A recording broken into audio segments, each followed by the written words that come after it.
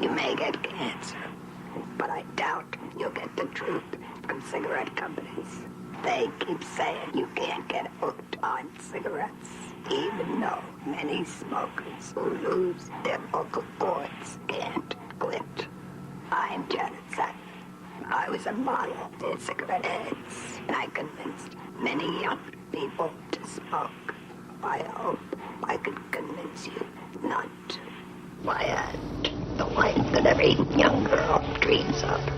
I modeled for quite a few years.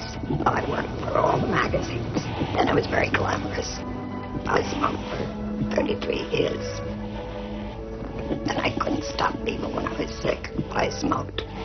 The only thing that stopped me was when I found out I had cancer. Those days, we didn't know what cigarettes could do to you.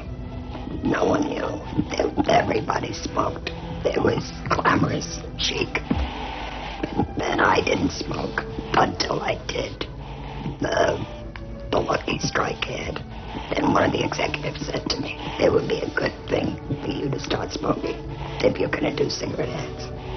That way you can be more convincing, more authentic. So I started to smoke, and I was hooked. I was addicted.